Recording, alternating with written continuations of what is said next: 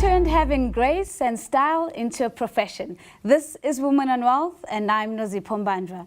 Tonight we profile Travel with Flair founder and group CEO Johanna Mukoki. We also speak to Tourism Business Council of South Africa CEO Mmatšatši Ramawela, who discusses how to reposition women in the tourism and hospitality sector. And in Power Redefined, we bring you the woman who turned around a troubled company and boosted its share price by over 900%. That's Thomas Cook Group CEO Harriet Green.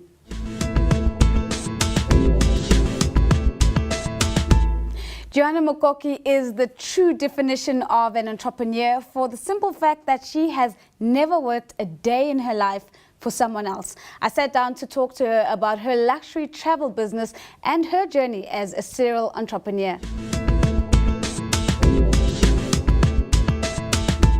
I think growing up in the dusty streets of Soweto with our parents and 3 other siblings, you know, I saw how my parents struggled to be able to raise us. And I just knew, I think, from an early age, because my dad was, he read a lot of books. I mean, he was a serial bookworm.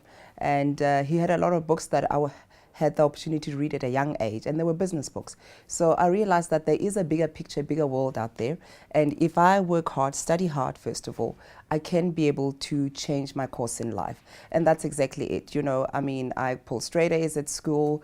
I'm one of those kids. And my parents as well. I think my mother held down 3 jobs. She was a school teacher. She also sold soft goods over the weekend, took me with. You know, I used to sell ice cream at Baragwanath Hospital. You know, when I look at that and where I am today, and, you know, driving in a fancy car, and I'm driving past it, and I'm thinking, you know, thank God. Because I think for me, that was part of the grounding.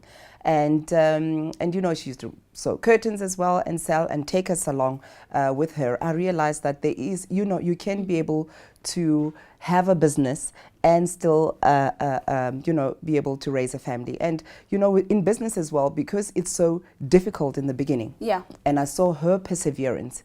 I realized that it's not a walk in the park. You have to work hard, you have to break sweat, but ultimately it does come into fruition. And I think that's how I got into my business journey.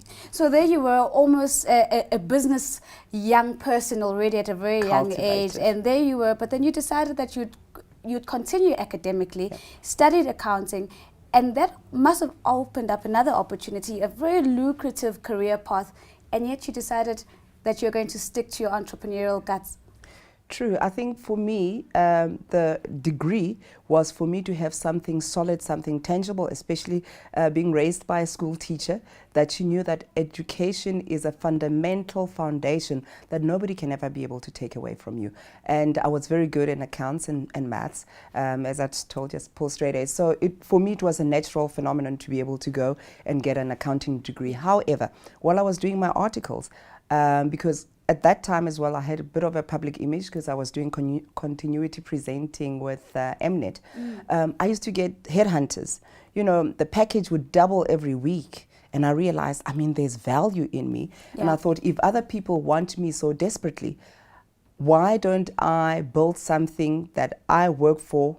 You know, I work for myself, and the energy that I put in, the 100% the rewards will come towards me. And that's how I started business, as simple as that.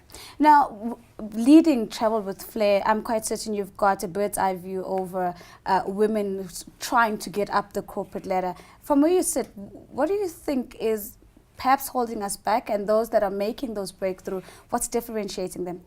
I think the differentiator is self-confidence, because I find a woman, even if you want to be able to give them an opportunity, to be able to put them to the next level, or you think they should be part of your exco, women are always in doubt. But those that have the guts and the self-confidence are always the ones that are propelled forward.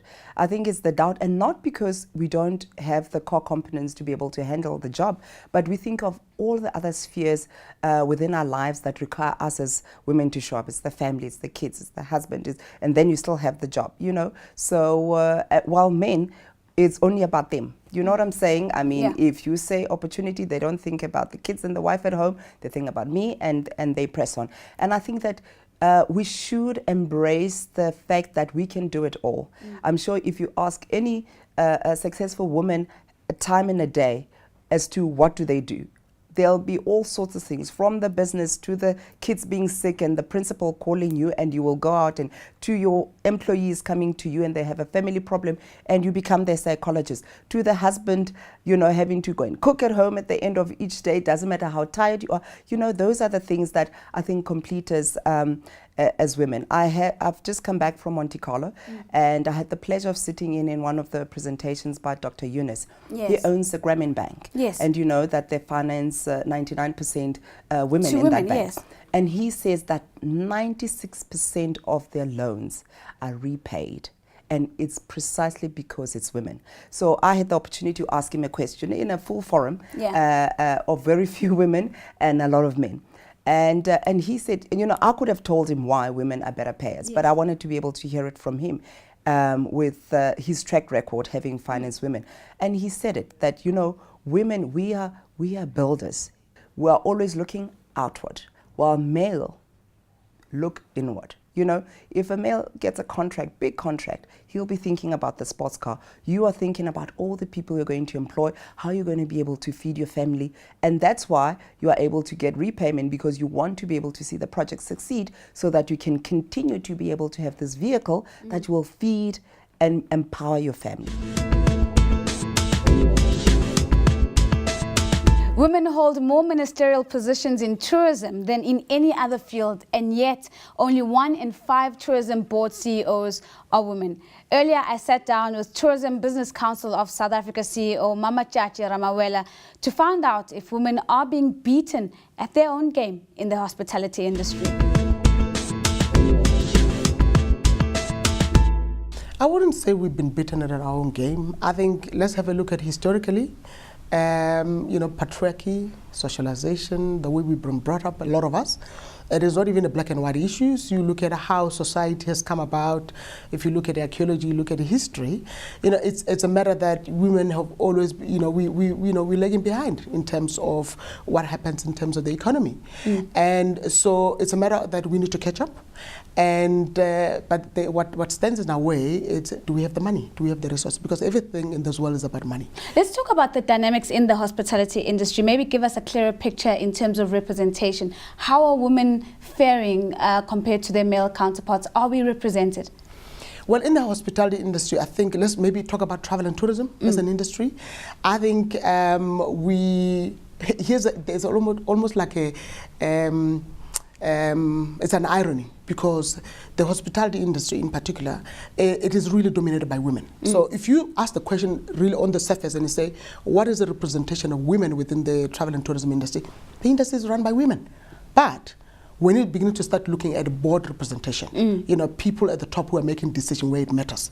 And most importantly, where you talk about capital intensive sectors, aspect of the travel and tourism industry, that's where you start seeing less women in the boardrooms, running those major corporations, those major chains, hotel chains, those major airlines, those major car rental companies. That's where you start seeing the lack of women. The argument is that travel and tourism is booming on the continent, hospitality being one of those big drivers. And yet you're saying we're not represented at the C-suite level, as in there's not many yous out there. Why is the case? Why aren't there women in the boardroom in the travel and tourism sector? I put it to two reasons. One, it's we've got to understand that travel and tourism as an industry, even globally, but more so in Africa, it is a very small sector. Not many people are very aware of it.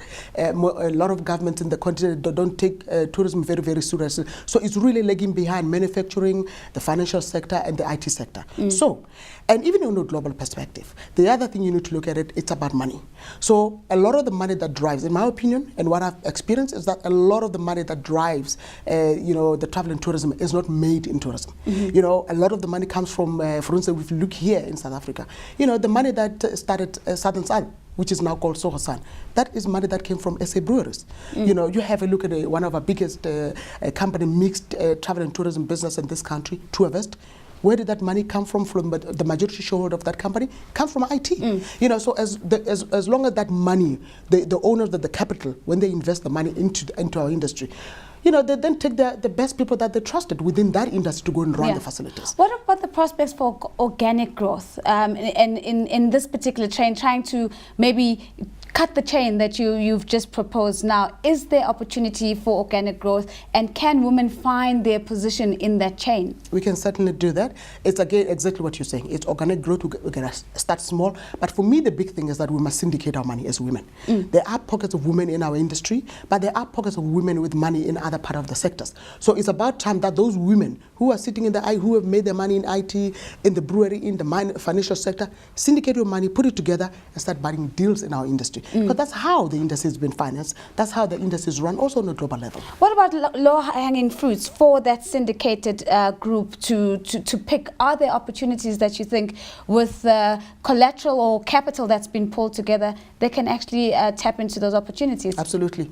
If you look at what is a hotel group, for instance, it could be a group that is studied from start, where you say we're going to open a hotel brand ABCD, and you start opening different hotels in Polokwane, in Kimberley, in Sandton, in Cape Town, and all those places. So women can do the same thing. So, for instance, you look at all those women who are owning, for instance, B&Bs, those pockets of B&Bs or boutique hotels.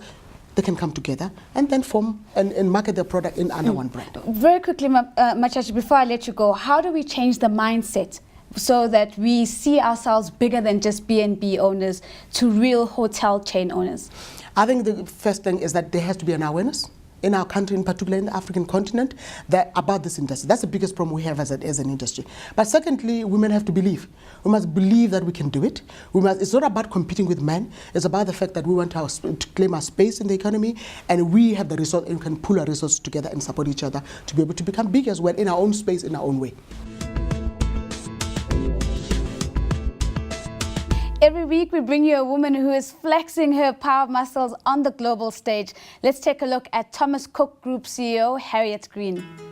Harriet Green is known for her aggressive attitude towards business, admitting she doesn't care if people like her or not.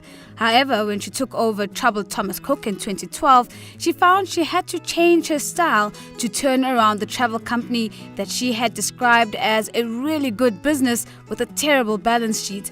With her at the helm, the company returned to profits after previous heavy losses, and the share price climbed. She is a member of the UK Prime Minister's Business Advisory Group and was ranked on the Financial Times Top 50 Women in Business list. That's all from Women on Wealth this week. Be sure to pick up a copy of this Sunday's City Press to find out about another winning woman, young entrepreneur Molebatsi Ndleva. Remember that we do like to hear from you, so follow me on Twitter @NoziPombandra, and don't forget that our hashtag is Wow410. Let us know who you would like to see on the couch, and of course, who is redefining the concept of power in your world. Until next time, stay empowered.